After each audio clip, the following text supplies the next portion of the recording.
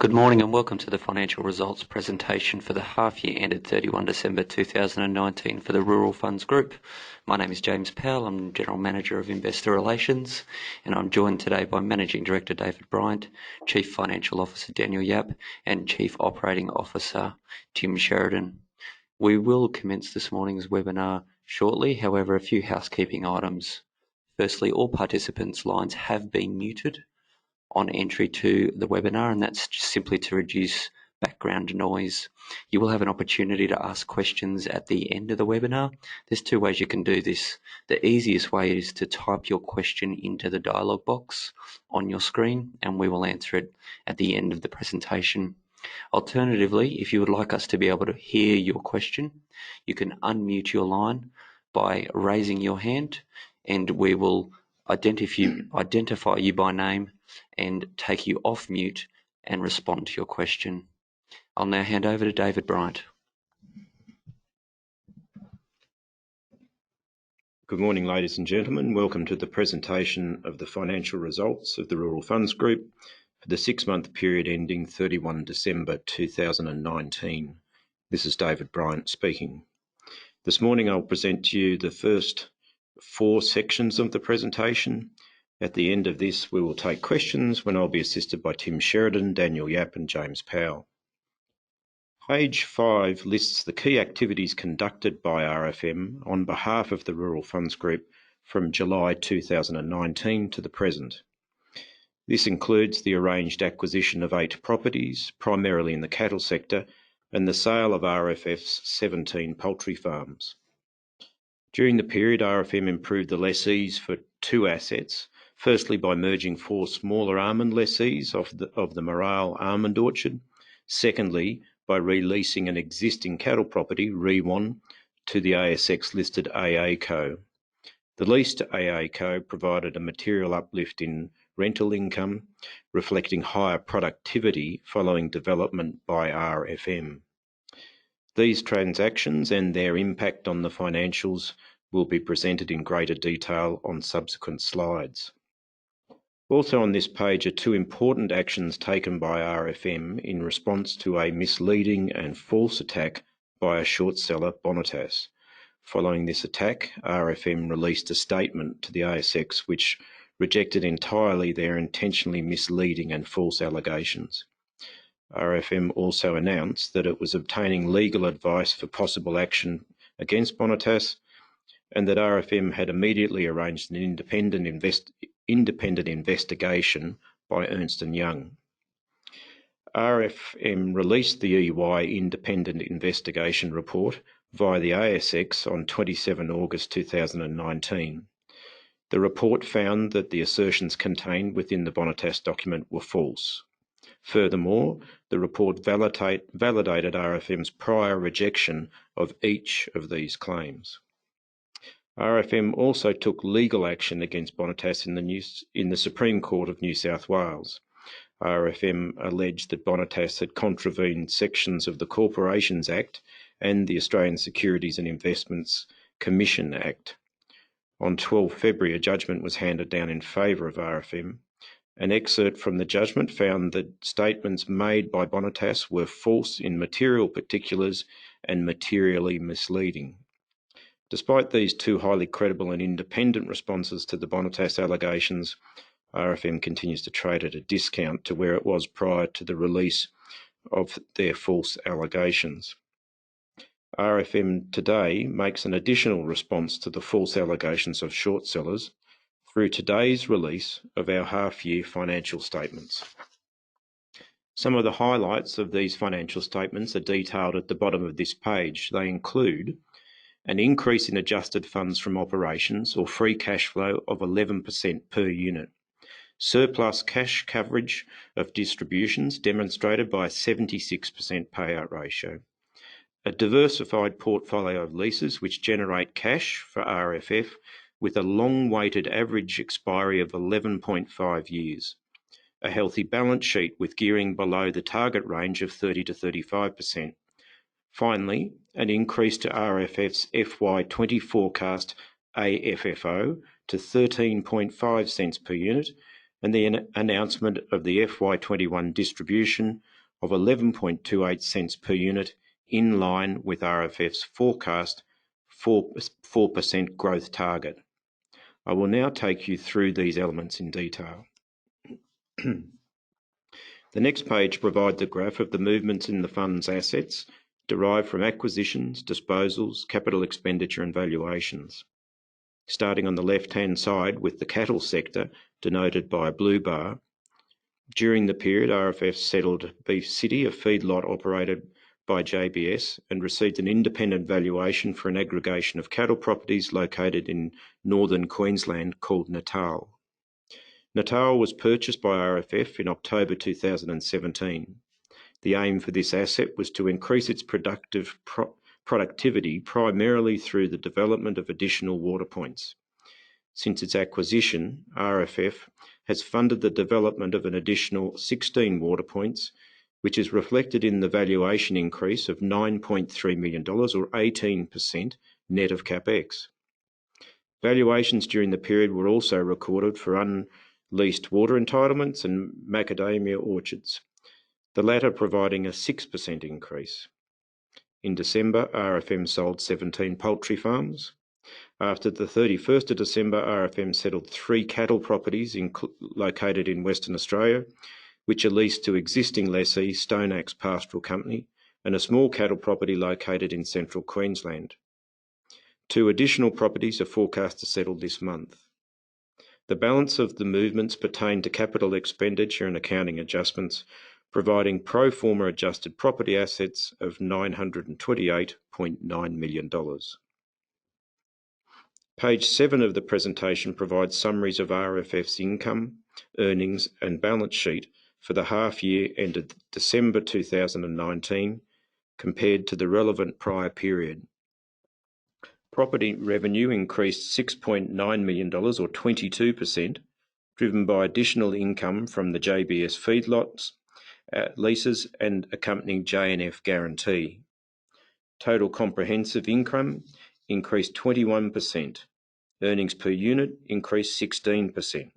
These metrics are a result of the combination of property revenue and revaluations already described. The key metric of AFFO, being the measure of actual cash after expenses, increased by $3.4 million or 10% on a per unit basis. From this, cash distributions of 5.42 cents per unit were funded. This is in line with forecast and with surplus cash reflected in the payout ratio of 76%. The next table of this page presents a summarised balance sheet. Adjusted total assets increased modestly by $4 million, noting that the $72 million realised from the poultry asset sale just prior to the year end is yet to be fully redeployed. As a consequence, gearing at the end of the period of 26.4% is below the target range of 30 to 35%. The adjusted net asset value per unit, inclusive of the value of water entitlements, is $1.84 as at 31 December. The final page of this section presents detail on the debt facility and interest rate hedging position of RFF. At year end, adjusting for pro forma acquisitions, the debt facility had headroom of $112 million. This is inclusive of $50 million, which has been pre-approved for acquisitions by RFF's financiers. The loan-to-value ratio, or LVR, at 30 June is 43%. The difference between the LVR and gearing, which was reported on the previous slide, is due to the $75 million guarantee associated with the JBS transaction, which is added when calculating the LVR. The LVR is well within the 50% limit. The cost of debt funding and interest rate hedging has materially improved from 4.2 to 3.7%. 70% of RFF's debt is hedged for an average period of 8 years. Page 25 to 30 in the appendices contains additional information on the financial results and independent valuations. The next section of the presentation provides a portfolio and strategy update. The image in this slide is from a cattle property in central Queensland called Comanche. Pictured in the foreground is an annual forage crop, sorghum, sown between rows of leucaena, a perennial legume. These crops enable increased cattle carrying capacity and increased daily weight gain. Casting your eye to the background landscape, you'll notice the prevailing dry conditions when the image was taken in January. This picture therefore shows one example of how seasonal variations are expected, managed and mitigated by lessees, in this instance using irrigation for growing forage crops.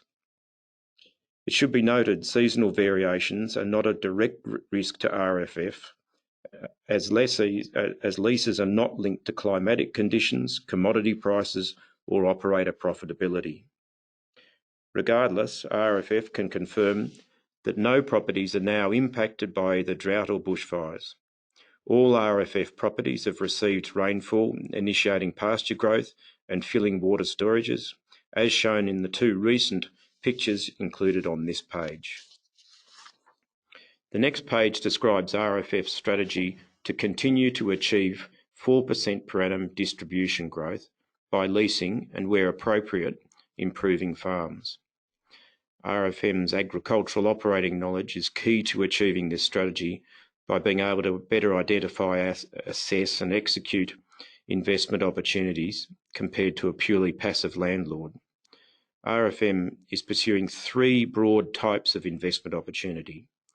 The graphic on the bottom right of this slide provides examples of these investment opportunities. These have been incorporated into a modified version of a graphic which RFM has used since listing, showing various agricultural assets ordered from infrastructure predominant to natural resource predominant. It's worth spending a few minutes to understand the investment opportunities RFM is pursuing. The first type of investment is located on the right-hand side of this chart. Natural resource predominant assets such as cropping and cattle properties. These assets are comprised predominantly of productive soils and may have water entitlements. Both of these types of asset increase in value over time. The other attribute of these assets is that they may have the opportunity to improve productivity through development. Examples were provided in the pictures on the two previous slides. Water points to enable better pasture utilisation, improve pasture or irrigated crops to improve weight gain and reduce seasonality. As these properties become more productive, their value and therefore income earning potential increases. Moving left along the continuum are assets which are a mix of natural resource component and infrastructure. Infrastructure includes, for example, irrigation equipment and biological assets such as wine grapes or nut trees. These commodities are typically more profitable than the former cropping or cattle enterprises, and therefore the investment opportunity is to develop pure natural resource assets to this higher and better use. These more profitable commodities support higher rents, and the conversion to higher and better use may provide development gains. Finally, on the left-hand side of this graphic are infrastructure predominant investments. Because these assets typically have negative growth due to the depreciating infrastructure, they compensate with higher income. An example of these types of assets are the recently disposed poultry farms. One of the catalysts for the sale of the poultry farms was an approaching requirement to rebuild poultry sheds. RFM determined that the income which would be generated by these assets under new contracts would not sufficiently compensate RFF for the cost of the redevelopment. As a result, RFM sold the assets. Another example of an infrastructure investment is the JBS feedlots and guarantee to J&F, which I'll discuss in greater detail on this next page. The feedlots and guarantee are attractive infrastructure type investments coupled with a high quality counterpart, the largest meat processing company in Australia, owned by the largest animal protein processing company in the world. Due to increased demand for Australian beef, JBS has requested an increase to the guarantee from RFF. This will support increased working capital required for increased production. RFM has announced today it will seek unit holder approval to increase the guarantee by $25 million. The guarantee was previously approved overwhelmingly by unit holders. However, an additional approval is required for the increase. part of the rationale for RFM to seek to increase the guarantee is that it generates high returns for RFF. The return for FY19 was 10.2% on an annualised basis, inclusive of interest cost savings. A similar return will be generated by the proposed increase. One of the false accusations made by short sellers is that RFM had sought to enrich itself at the expense of unit holders in structuring the guarantee. These claims were deliberately misleading and false. Firstly, the facility was structured as a wholly owned subsidiary of RFM to maintain RFF's REIT structure by quarantining operating risks and responsibilities. Secondly, the profit of this entity is limited to RFM's usual RFF management fee of 1.05% of the RFF guarantee.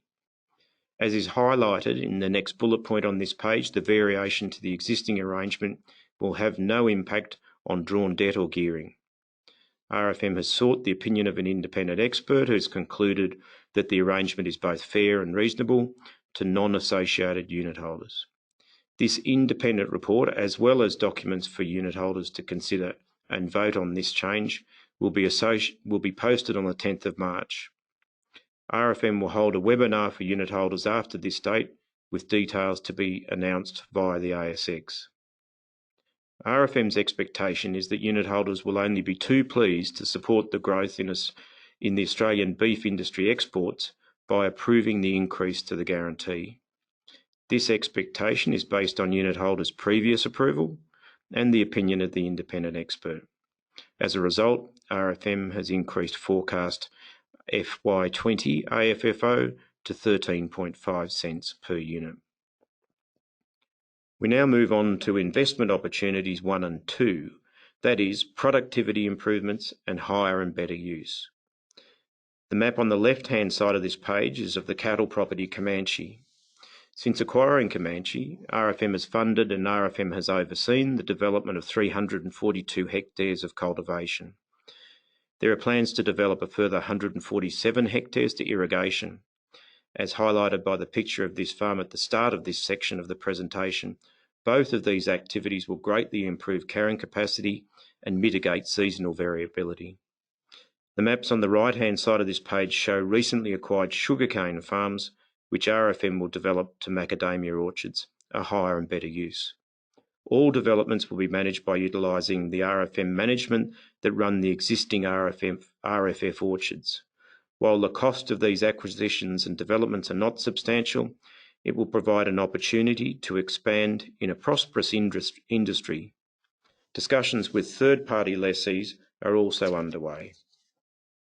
RFM is currently conducting due diligence on additional acquisitions of both of these types of investment opportunity and expect to be in a position to announce further details over the coming months. Page 14 lists similar developments underway on 18 properties seeking to improve productivity or realise higher and better use potential. These developments are occurring in cattle, macadamia assets.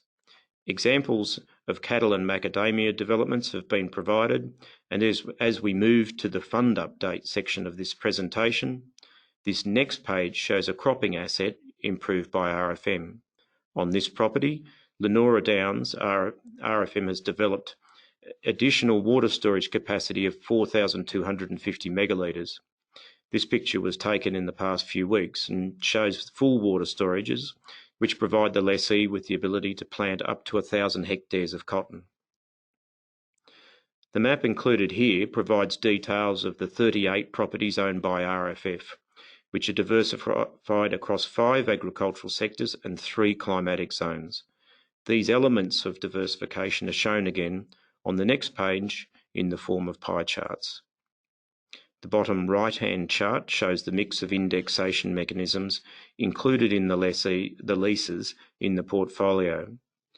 A further benefit of selling RFF's poultry assets is that it has increased the proportion of leases with fixed indexation and those which have market rent reviews. Market rent reviews are typically included in leases of assets which are suitable for productivity development. That way, as improved productivity flows through to independent valuations and to the lessee, such as it has on the Natal aggregation, it can be monetised via a rent review.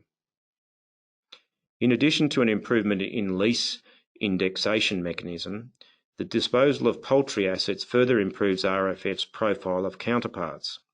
As shown, 78% of lessees are corporate businesses and are listed on domestic and international exchanges, either directly or by their parent company. Just 6% of income is derived from smaller private farming operations, and 16% of income is derived from lessees, which are either RFM funds or RFM directly. Both of these arrangements provide RFM as manager valuable operating and development experience, which benefits RFF, exemplified via the higher and better use and productivity developments highlighted in the cattle, cotton and macadamia sectors today. Another benefit of this structure is that operational risks are confined to RFM as lessee, thus enabling RFF to maintain its REIT structure. Page 19 considers issues relating to the environment, society and governance. The first picture is of an Aboriginal fish trap on RFF's Tokable property that has been identified by RFM and is in the process of being registered and protected. The second picture is from a project sponsored by RFM in Cambodia.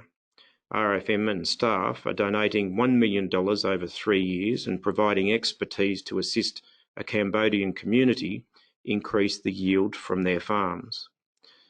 The rice crop pictured yielded more than double previous harvests and is a consequence of the precision farming skills and management expertise that RFM has been able to supply. This successful project is gaining great attention and the support from the direct community and now the wider area. This page also notes the important systems RFM has in place to ensure compliance with the environmental and governance considerations, which are included in RFM's policies, procedures, and importantly, our culture. As we move to the conclusion of the presentation, I'll note that it is this same culture and structure I've just described which has resulted in the successful track record that is shown in this graph. That is, a business which has increased the number of assets, the value of those assets, and importantly, the income generated by those assets, which supports growing distributions. As already outlined, the aim of RFF's strategy is to support the increase of distributions of 4% per annum. Page 22 of the presentation confirms this strategy is being achieved. In conclusion, the half year to 31 December 2019 delivered a positive set of results which are delivering on strategy. Underscoring the strength of these results, RFM has announced today an increase in adjusted funds from operations or free cash flow of 11% per unit. Surplus cash coverage of distributions demonstrated by a forecast 80% payout ratio by year end. A healthy balance sheet with gearing below the target range of 30 to 35%. A diversified portfolio of lessees which generate cash for RFF with a long weighted average expiry of 11.5 years. An increase to RFF's HY20 forecast AFFO to 13.5 cents per unit, and the announcement of the forecast FY21 distribution of 11.28 cents per unit, delivering yet again a 4% uplift in distributions. This concludes today's presentation. The appendices provide more information on the results, assets and leases which you might find useful. I would now like to invite questions from participants.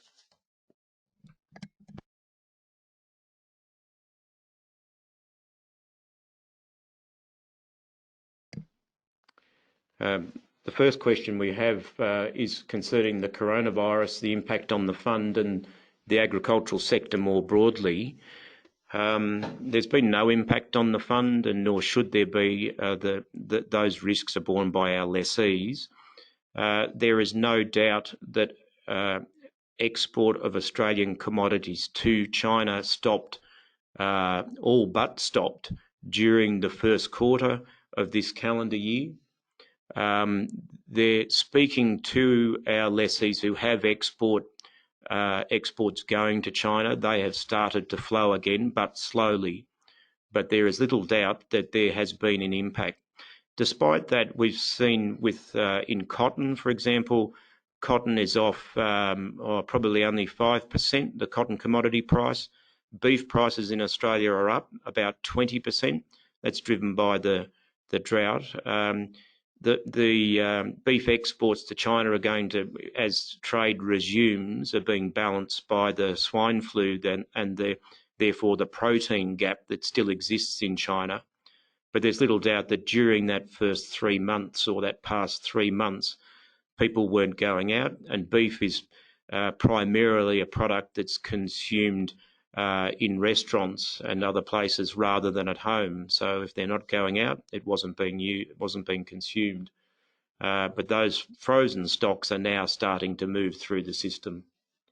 I think we can also expect the same for the other commodities. So there's little doubt that there's been an interruption in 4 commodities exported from Australia's agricultural sector. As far as other comments on the coronavirus, there's no point in me providing comments. I'd recommend the Economist magazine is producing an excellent series of articles, and I'd recommend people seek those out because it's providing a really comprehensive view of all of the aspects of what's going on.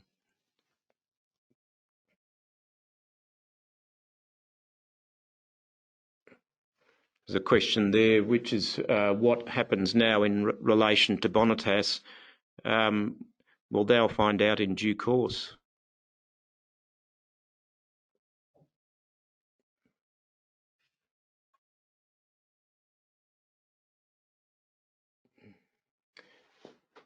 Another question regarding the vineyard segment, that we haven't added any vineyards in the last 15 years, which is absolutely accurate.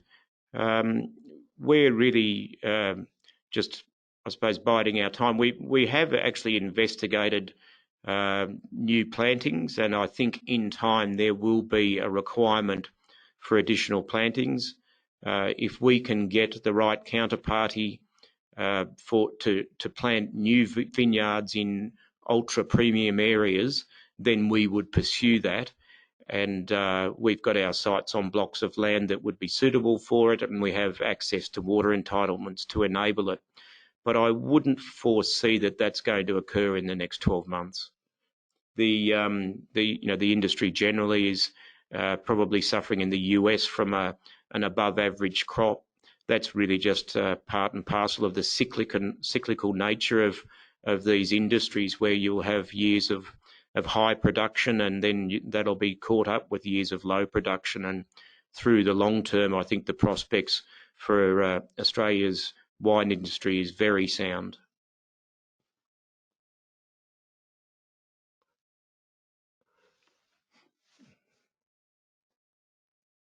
There's a question there, which is why do I think that the share price has not climbed back to the value prior to the first short seller report?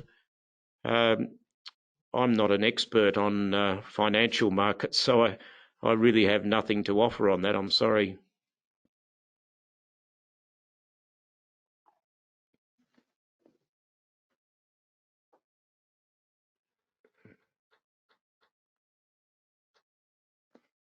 There's a question there whether we're considering further acquisitions. We certainly are, because we have the balance sheet capacity to do so and have undertaken to deploy the cash realised from the poultry sales.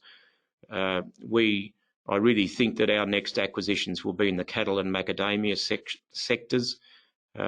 We really are excited by the opportunities for higher and better use in the macadamia industry. And also we continue to see lots of properties where the constrained access to capital of previous private owners have not enabled the development or the full utilisation of the natural resource endowment that many of these properties have. And I suppose there's nothing we like more than getting out there and improving those properties, seeing the benefit flow through to the lessee and then to our unit holders as indexation and market review clauses lift the earnings for the fund.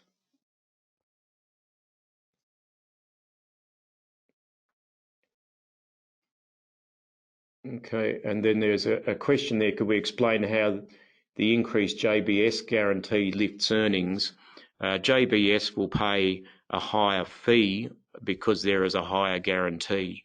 They in turn are happy to do so because they'll put more cattle through their feedlots and export more and meet the demand for Australian beef, which is now recognised worldwide as of the highest quality and in fact higher in quality than US beef in many markets.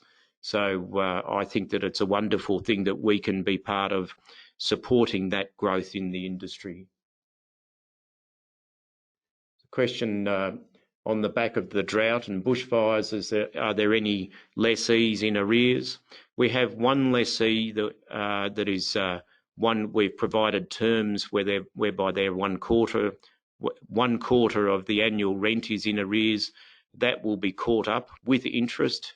That was to provide accommodation to the lessee because they'd recently acquired the property and had received no rainfall during that drought. They have now received ample rainfall, and I will add that lessee, that amount of concession represented less than 0.5% of the fund's AFFO. So it's a real testament to the diversity and strength of our counterparts and the quality of the assets that we've now passed through what was a very severe drought along the whole eastern seaboard and have only witnessed just only 0.5% in arrears, and that will be caught up, as I said, with interest. It's also a very good lessee who's doing a great job in improving that property for their benefit and for the benefit of RFF unit holders as a rent review flows through in due course.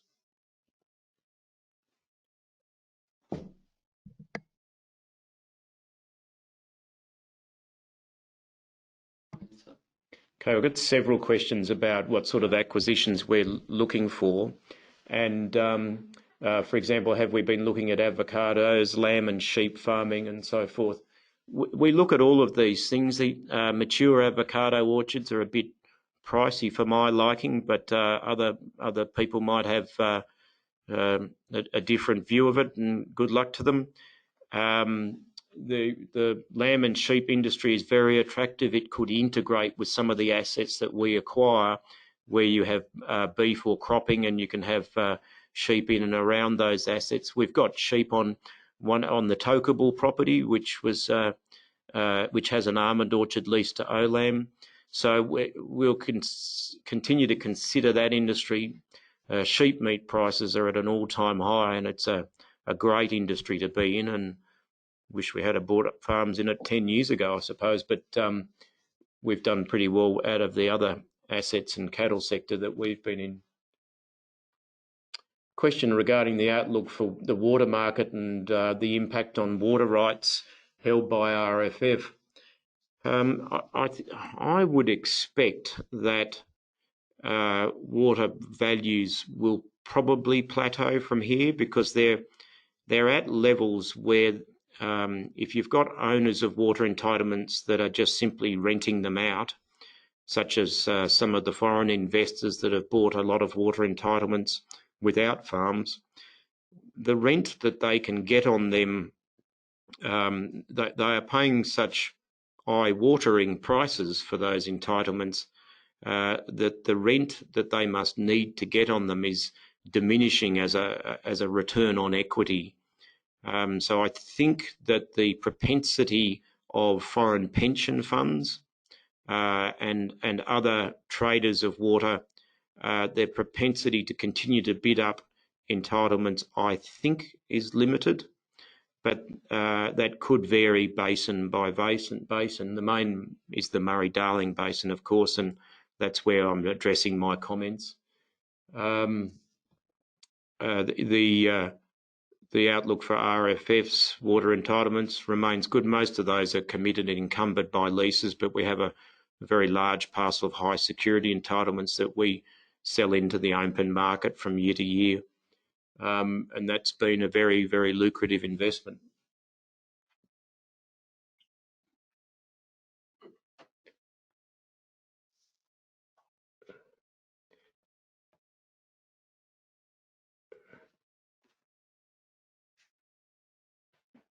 There's a question that do we have any lessees that are looking for more properties or longer leases with us? And the answer to that is unequivocally yes. The arrangement works very well for our lessees, and they are attracted to the model, and it allows them to secure supply for their markets in particular, and their processing capacity, which is important to be fully utilised. So we continue to work with lessees to discover and then acquire additional properties, and we remain very optimistic that we'll deploy further capital doing just as I've described. And we have a question regarding our weighted average rent reviews. If we combine our market reviews and all the other mechanisms, would the question is would the combined average of that equal around 2.5% per annum? It certainly would. You need to also keep in mind that RFF has the benefit of a low payout ratio. So we have roughly 20% of the cash, the free cash we're generating each year, is ploughed back into new rent-getting or money-getting investments. And that's what's assisting us to grow that AFFO, or their funds from operations, at a healthy clip. And that's what's supporting the distribution growth rate that we continue to deliver. All right, I think that concludes the questions. Actually, a couple more are coming in.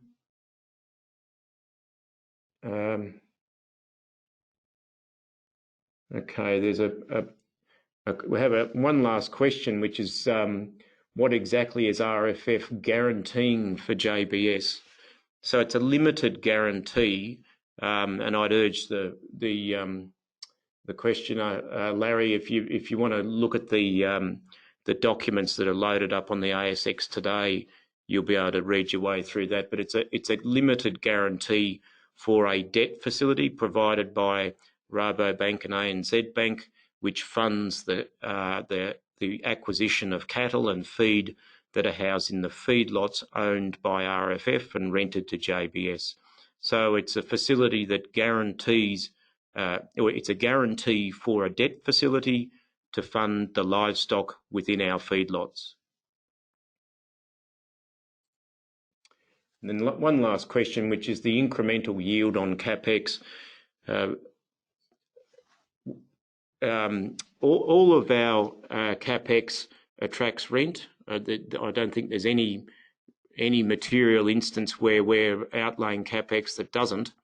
And to average across the portfolio, any CapEx on average generates 7% return on capital deployed. And with that, I think I'll wind up today's presentation. It's a very pleasing set of numbers, and we're very happy to have you attend, and look forward to delivering a similar result in the coming months. Thank you.